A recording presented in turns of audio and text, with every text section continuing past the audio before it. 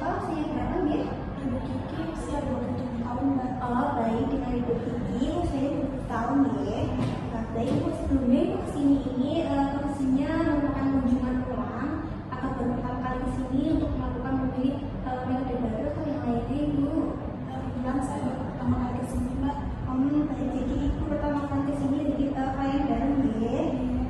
Ibu sebelumnya bisa menceritakan atau apa yang bisa saya bantu mungkin nanti untuk observasi insya Allah akan menjaga sebaik mungkin, tapi selalu untuk kebutuhan medis akan saya tertib ya.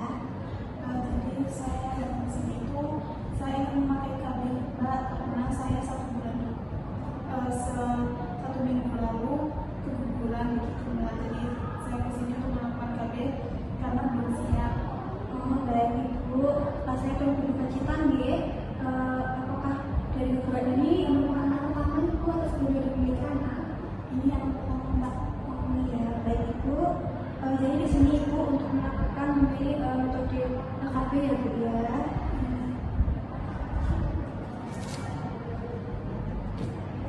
Baik, karena Ibu ini klien baru, maka akan saya jelaskan nanti Ibu untuk beberapa metode atau jenis-jenis KB-nya. Untuk itu, untuk memilih atau untuk mempertimbangkannya, sebelumnya Pak Ibu sudah mempertimbangkan terkait metode KB yang akan dilakukan saat ini. Belum, Mbak, saya masih bingung. Jadi Ibu masih bingung ya. Baik Ibu, di sini nanti saya akan bantu Ibu untuk menentukan metode yang cocok Ibu ya. Sebelumnya Pak Ibu sudah memiliki pengalaman ber-KB? Belum, Mbak. Baik, belum ya. Mungkin akan sudah pernah mendengar terkait beberapa jenis KB dari kamar atau masyarakat? Pernah mendengar, tapi cuma pil KB sama suntik aja, Mbak. Baik, jadi cuma itu ya Bu ya. Nanti akan saya jelaskan jenis-jenisnya. Sebelumnya apakah Ibu sudah merencanakan untuk mempunyai anak dalam waktu dekat ini? Mungkin 6 bulan lagi ya, Mbak, karena saya belum siap. Iya baik, tapi Ibu mengambil kontrasepsi untuk KB ini, apakah dari keluarga maupun suami sudah mendukung? Alhamdulillah sudah, Mbak. Baik Ibu.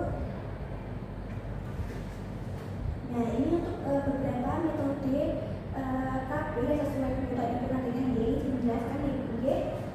Ini yang pertama ada metode jangka panjang atau sangat efektif itu ada AKDR, implan, lipektomi, dan juga vasektomi. Nah untuk AKDR ini biasanya masyarakat itu menyebutnya dengan anidel spiral. Nah tujuannya seperti ini Ibu. Nah ini untuk spiral dan untuk aludi. Lalu untuk yang implan itu biasanya ini boleh dimasukkan dalam bawah kulit, tengah atas kulit ini yang sedikit. Selanjutnya ini ada yang jangka pendek yaitu efektif, sangat efektif jika digunakan pemakaiannya benar dan juga teratur. Itu ada pil dan juga suntik. Nah, di sini contohnya ini seperti ini Bu. Pil dan suntik menggunakan biasa. Lalu ada juga menggunakan kondom maupun melodemal. Untuk melodemal ini digunakan untuk ibu yang menyusui bayi 6 bulan seperti itu. Nah untuk efektif dengan pemakaian yang benar juga ada yang KB alami Ibu seperti menggunakan KB kalender mungkin berhubungan sesuai dengan dijadwalkan di kalender itu ya. Tapi di sini untuk beberapa metode ini penting yang dapat melindungi kehamilan dari MS atau HIV itu hanya kondom. Jadi yang lainnya tidak bisa melindungi dari HIV seperti itu. Apakah ada pertanyaan Ibu? Baik, mungkin dari metode ini nanti akan ada beberapa efek samping dari metode hormonal.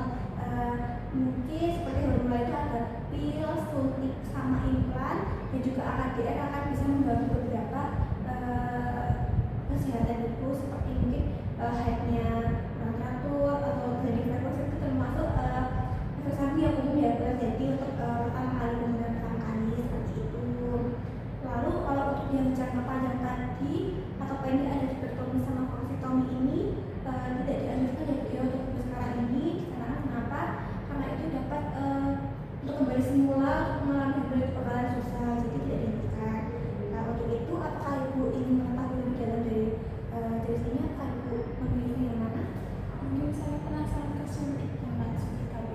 Oh baik Bu, untuk kondisi saat ini yang baru guguran dalam 1 minggu yang lalu, ini memang disarankan untuk menggunakan suntik ya Bu ya.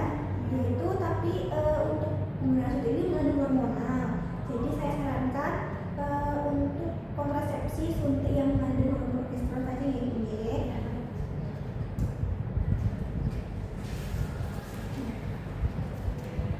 Ini Ibu untuk kontrasepsi proses ini nanti Ibu akan melakukan suntik dalam 3 bulan sekali.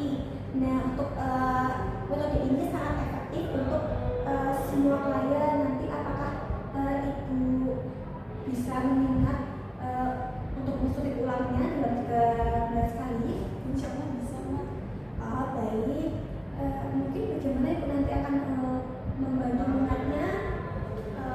Pasang kalender di handphone. Oh iya, bisa Ibu. Izin jelaskan ya Bu, dia untuk metode kontrasepsi suntik progesteron ini mungkin nanti bisa berhenti jika Ibu tidak melakukan suntik kembali, atau jika Ibu sudah melakukan metode ini lalu Ibu tidak ingin melakukan metode ini atau Ibu akan hamil lagi, mungkin bisa menunggu sekitar 4 bulan Ibu bisa hamil seperti itu ya. Dan insya Allah untuk metode ini aman bagi hampir semua ibu-ibu seperti itu.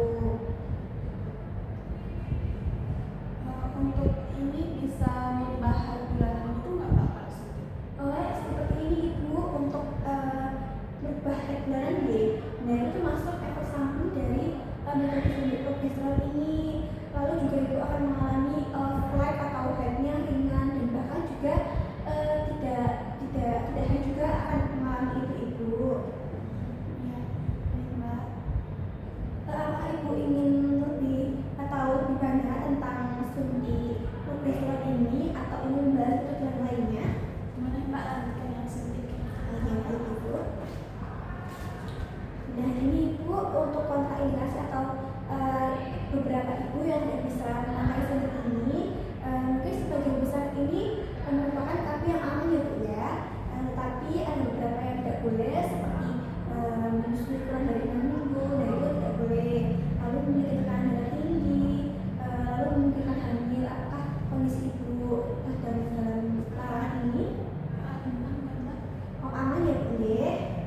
Baik, jika Ibu tidak memiliki kondisi tersebut, apakah Ibu bisa memakai kontrasepsi suntik progesteron ini?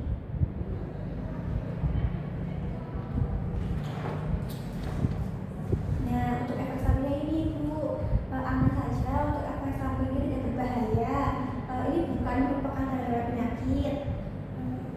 Mungkin Ibu perlu waktu untuk penyesuaian saja untuk penggunaan pertama ya. Untuk efek sampingnya secara umum ini ada perubahan head bulanan, lalu untuk yang umumnya ada mungkin berat badan Ibu akan naik Ibu. Lalu ada beberapa yang tidak umum yang merupakan keluhan lain. Apa Ibu ingin mengetahui tentang keluhan lain yang dilarang ini? Boleh Mbak, apa saja ya? Untuk tidak umumnya, keluhan yang tidak umum pada Ibu ini biasanya sakit kepala ringan, nyeri darah, suasana hati berubah-ubah, mual-mual, rambut rontok, dan juga jerawat Ibu, seperti itu. Ya Mbak. Apakah Ibu mengerti tentang efek samping, dan apakah Ibu tetap ingin menggunakan suntik ini? Ya Mbak, insya Allah ini akan suntik. Baik, kita lanjutkan deh untuk slide selanjutnya.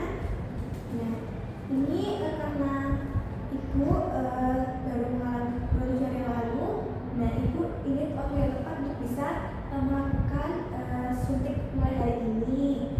Untuk dia itu Ibu, apakah Ibu sudah siap untuk memulai suntikan pada hari ini? Sepertinya saya belum siap Mbak kalau untuk hari ini. Bisa lain waktu. Baik, nanti bisa saya jadwalkan di sini untuk waktunya.